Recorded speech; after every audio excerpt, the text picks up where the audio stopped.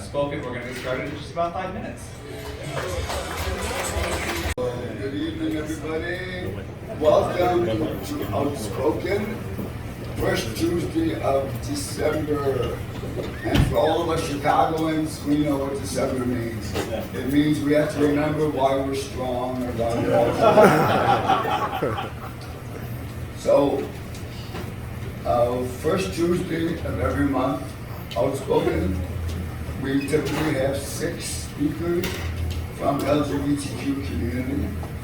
And I want to introduce our founding curator and our artistic director of Outspoken, David Fink. David, where are you?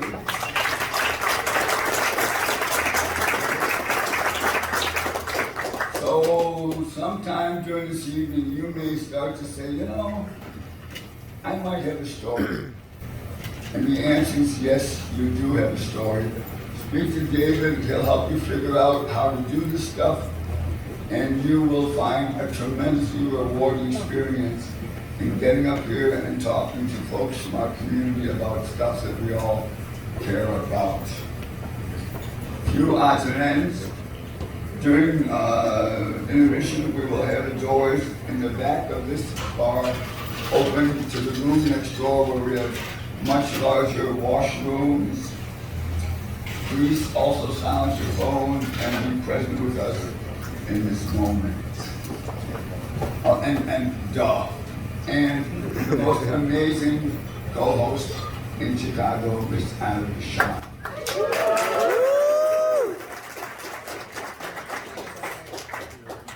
Good to be here. Y'all feeling good? Yeah. I love my Chicago. All right, so we will hear from 6 unique speakers, and each voice, thanks, David. Each voice is their own and do not reflect or represent the views of Outspoken, Sidetrack, or other speakers. Please, that's our disclaimer. All right. Please join us in the rooms next door after the show, or we'll keep the party going. Maybe there's trivia tonight. I love Stu, so if you're into that thing, go ahead and enjoy it. And then speakers, all the speakers, after the show, please remember to come to the stage and we can take a picture that goes all over social media. Perfect. All right. Part of our mission at Outspoken is to commemorate and celebrate LGBTQ plus history. While LGBTQ plus people have existed for all of human history, all too often the contributions of our people have been erased, or the sexuality and the gender identity of people from our community have been erased from history. Each month, Legacy Project and Victor Salvo, Executive Director and Founder, provides for the list of LGBTQ moments to commemorate during the month of December. So, December 1, we celebrated the day that Christine Jorgensen met, a name that many of you will not know, but folks my age, Christine Jorgensen was this remarkable thing when suddenly there was an idea that people could be more than one gender. And for a short period of time, Christine Jorgensen was the best known human being on earth. She was a Scandinavian, and she's the first person known to have undergone gender confirmation surgery. After the secret of her transition in Denmark was revealed at a New York press conference on December 1st, 1952, Christine Jorgensen was the most famous person in the world at that moment. On December 10th, we celebrate the day the state of Illinois granted the Charter for the Society for Human Rights, which was the first homosexual rights organization in the U.S., which was established in Chicago. I did not know this. In Chicago on December 10th, 1924, by gay rights pioneer Henry Gerber, who I did know, but because of the library, so whose name graces Chicago's Gerber Hart Library and Archives. Perfect. On December 15, we will celebrate the 47th anniversary of the American Psychiatric Association, the APA, vote to formally declassify homosexuality as a mental illness. In one moment, millions of us became mentally healthy. We were no longer viewed as sick. This was after a 3-year campaign by the Legacy Walk inductees Barbara Giddings, 2012, and Frank Kennedy in 2013. Their success has altered forever the trajectory of the LGBTQ movement. It's hard to grasp how important it was when the American Psychological Association said that we were not all mentally ill. This was a remarkable leap forward that nobody expected. I gotta tell you, as an old guy, as a kid during the time that we were constantly told that we were mentally ill, the importance of that moment in all of our lives, I can't even describe.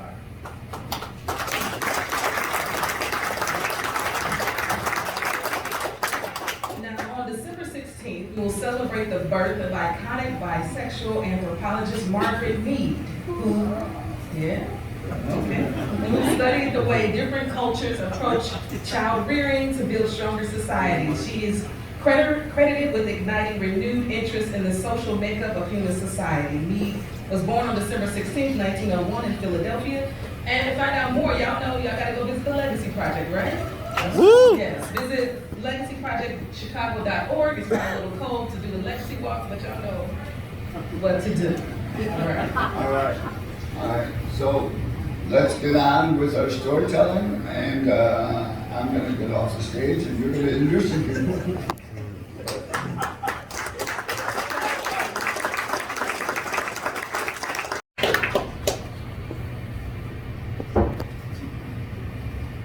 Gosh. Hi, everyone. Hey. How are you? That's good to hear.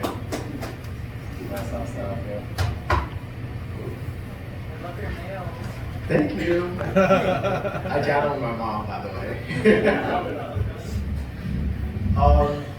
My name is Gian Dusty Lion. Thank you. I am a non-binary person, and my pronouns are they, them, and this is my story I call The Power of Choice. In my childhood, I was never taught what it meant to speak your truth or live your truth. If I've known that that was the case, I wouldn't have wasted 23 years of my life trying to live up to the hetero stereotype of a black male. In fact, I would have easily trotted out of the closet, with a shirt wrapped around my head, because who didn't want to have long hair like the Bratz doll and a waist snatched like Barbie? Now you can probably clock my queerness, and I'm totally okay with that. But like many of my family, like many other families, my family didn't see this as my truth. However, life doesn't work that way. We live, we work, we grow up, we make mistakes, and then we die. But a little bit morbid, but in between all of that, we have growth and we have choices.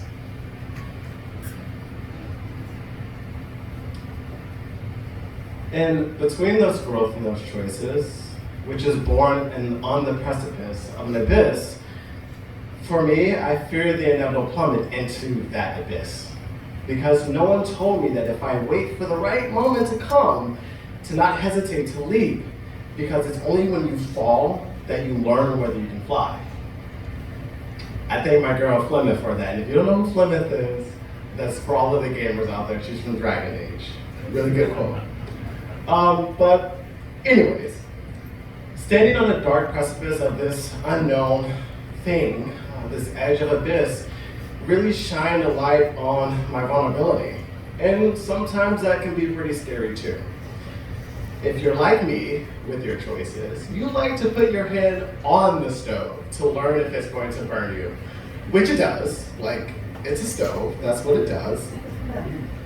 But sometimes our choices are taken from us, and that too can be just as painful. For me, that pain is best explained by my boy, Ike, also known as Ice King from Adventure Time. And he says, some days, I can't even remember a single reason to keep fighting. But giving up's easy. It's hard to believe in your own worth, to know you got something special in you, even if nobody else can see it when you can't. And I'll be honest, I would constantly find myself in this mental state of mind. I always felt so scared to jump and experience myself like never before, like no one has ever before.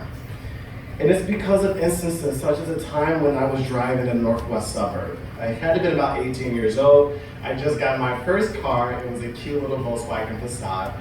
And this was around 1 or 2 a.m. I was driving home to get some gas. And I stopped at this gas station. When I walked in, of course, there's no one in there but the cashier. So I get in line. When I step in line, there are 2 couples that immediately walk in after me. And although I worked in a gas station, I get it, the cashier didn't greet me with the most pleasant gesture. In fact, it was quite rude. I wrote it off because who wants to be in a gas station at 1 in the morning, cleaning bathrooms and just sitting there? I wouldn't want to be. But anywho, I gave the cashier $35 for gas on said pump, to which he responded, "We don't take card, we only take cash." After expressing that I don't have any cash on me, I would need to go see an ATM to pull some cash out. As I walked away, or excuse me, before I walked away, and sorry I kind of get a little flustered because my first time saying this out loud, but the couple that was behind me then stated that if I don't have any money, I shouldn't be at the register or the cashier asking for gas. I looked back at them and then they affirmed their comment by saying, "Well, you should know you shouldn't be out this way without any cash anyway." So I walked away, writing it off again. And as I walked to the ATM, the couple continued to make indirect remarks and jokes about the fact that I may not have any money and that I may just be lying. And I don't even look like I live here. This banter would go on the entire time to a point where I felt confused and upset. Then I went through 3 different cards trying to figure out what was my PIN so I could just get this money and get this gas and get on the road. And at some point, I remember my PIN. I walked back to the cashier or they cashed the line, and at this point I'm shaking. The couple that was behind, the mean couple that was making the remarks, they looked at me and they said, "You know what? You've been here for a while. Go ahead and step in front of us. We have your back." So I thank them and I go to the cashier and I said, "Hey, I have the money here." I handed it over to him, to which he then responded, "We don't take that kind of cash." And I looked at him and I said, "What do you mean? This came from the ATM machine. You just saw me over there." And the couple behind me said the exact same sentiment too. He kept stern and he states, "We don't accept that kind of money here." Again, at this point, I didn't know what to do. I mean, I was so embarrassed. I mean, the embarrassment that you feel when you don't understand that food stamps doesn't mean that you can't afford food. It's just food stamps.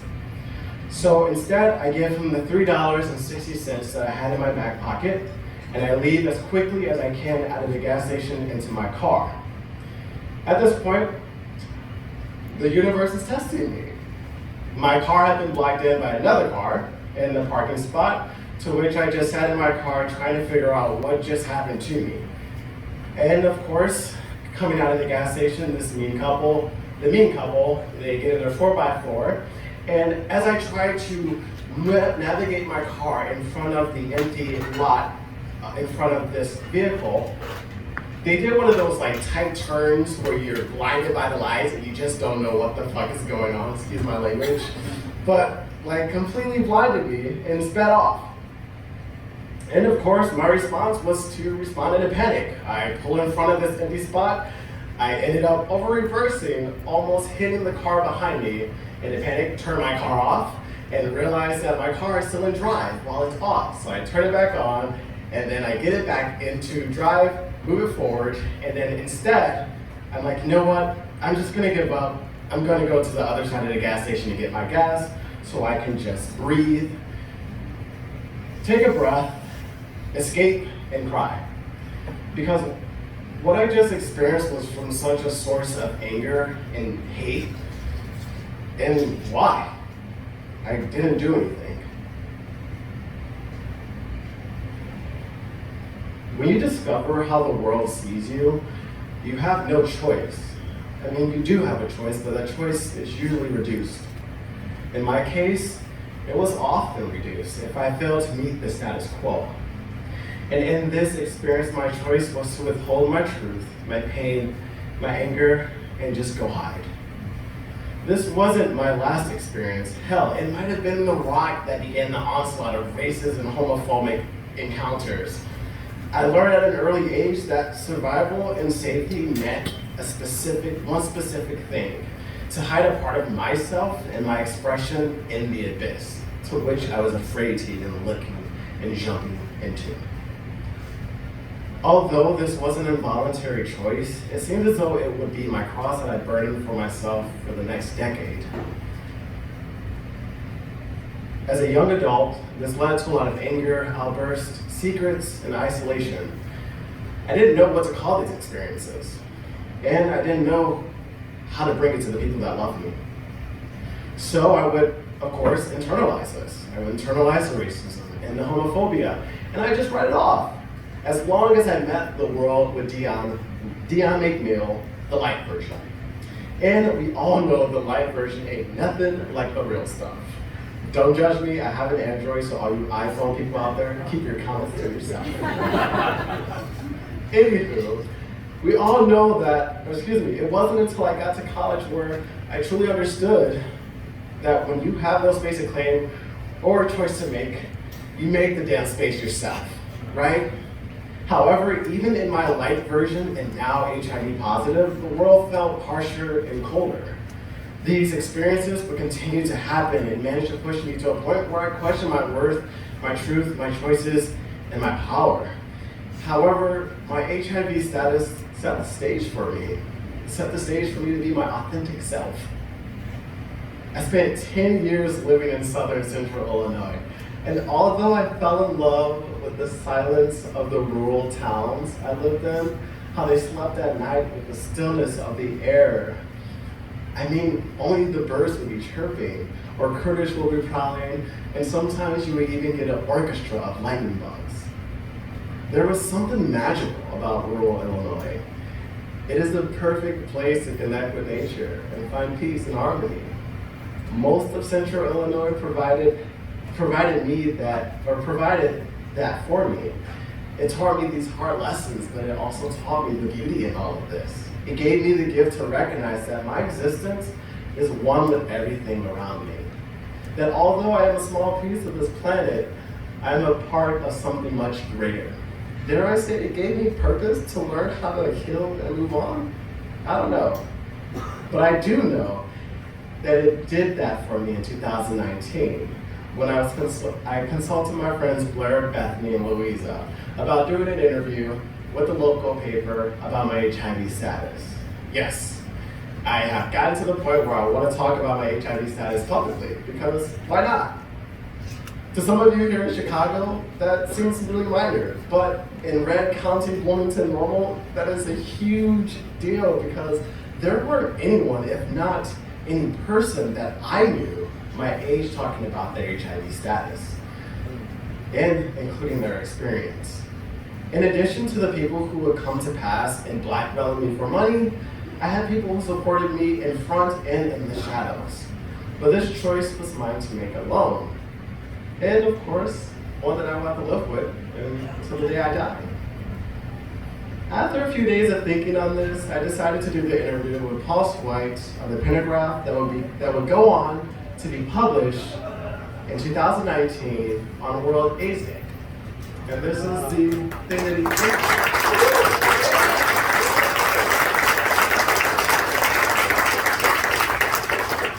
I recall the feeling to this day. I mean, just amazing feeling. I was driving back from Peoria after dropping some vocals that I was wanting to use for my YouTube channel. It was an overcast day. My friends, family, and strangers, and hookups, of course, were all blowing me up because somehow this article managed to get to the top story on Google News, and it was kind of rolling pretty fast in Bloomington Normal. And although I felt a huge sense of emotional release, I felt also a sense of pride in myself. I mean, I still felt overwhelmed midway through my drive, but luckily, my girl, who I didn't know would be my girl, Ariana Grande, No Tears came on, and I mean, you know this song. Right now I'm in a state of mind, I wanna be in life all the time. Ain't got no tears left to cry, so let me tell you something. I had a concert of the whole Sweetener album in that car. No lie.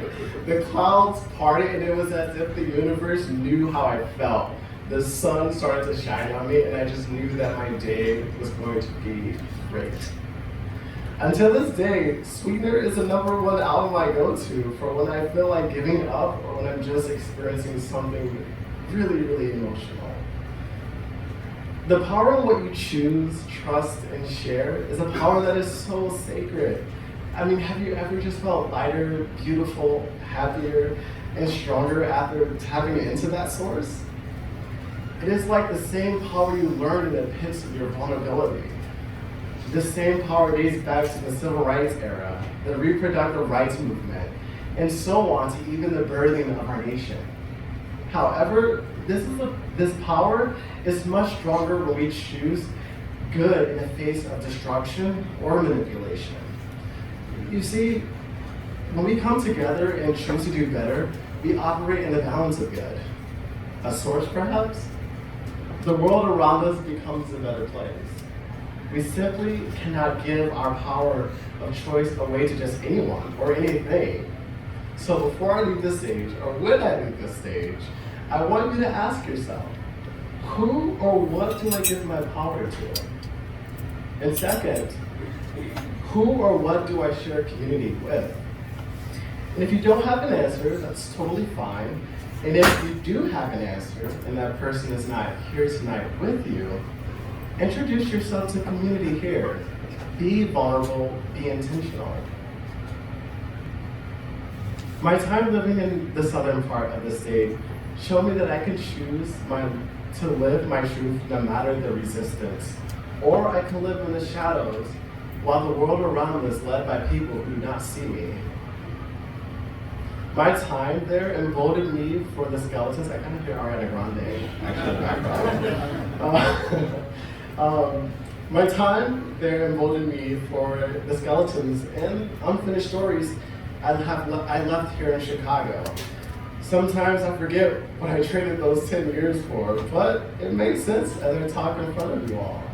I traded those 10 years of my life for growth, vulnerability, transparency, understanding my power, and of course, my undivided devotion to Ariana Grande. But importantly, to connect with life greater than myself.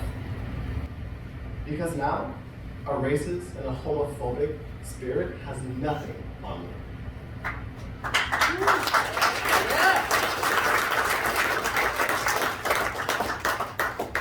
Now it's just time for me to choose what I want to start with first. If you're wondering what that will be, I have no idea. You just have to wait for it when that time comes for me to share my gift with you again and the world, hopefully on a bigger and brighter stage. If not, I'll see you around. Thank you.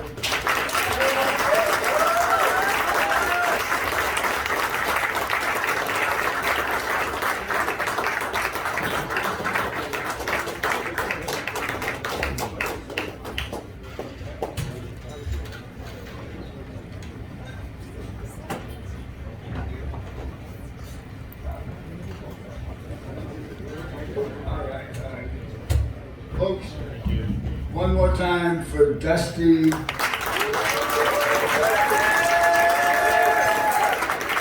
Dion McNeil and his good friend, Ariana Grande. Thank you.